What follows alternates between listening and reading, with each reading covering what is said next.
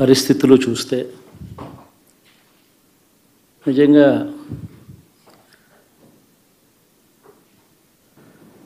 ఆశ్చర్యంగా కూడా ఉన్నాయి.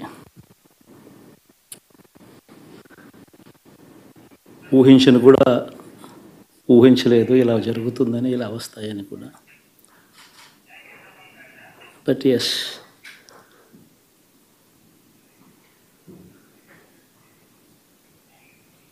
అమ్మఒడి అందుకున్న 53 లక్షల మంది తల్లులకు మంచి చేసిన, పిల్లలు బాగుండాలి, వాళ్ళ చదువులు బాగుండాలని తాపత్రయపడుతూ అడుగులు వేశాం. మరి అక్క చెల్లెమ్మల ఓట్లు ఏమయ్యాయో తెలీదు. 66 లక్షల మంది అవ్వాతాతలకు,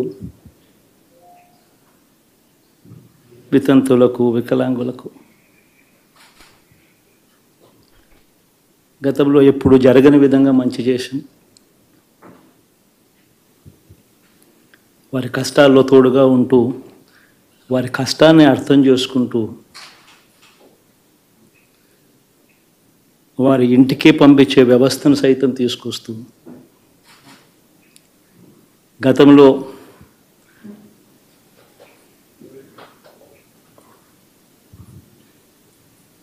మా ప్రభుత్వం అధికారంలోకి రాకమునుపు ఇస్తా ఉన్న చాలని పెన్షన్ నుంచి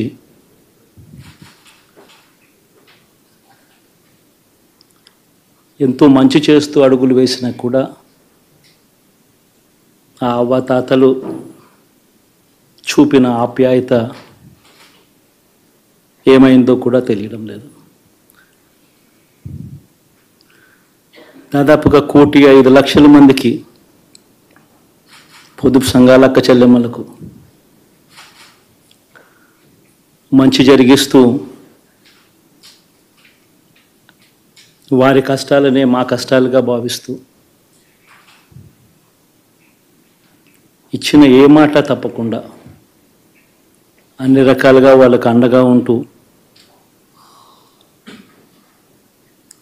ఆసరాతో తోడుగా ఉన్నాం,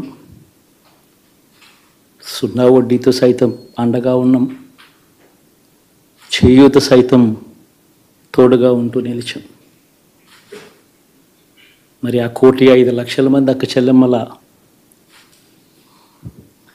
ప్రేమాభిమానాలు ఏమయ్యాయో తెలియవు.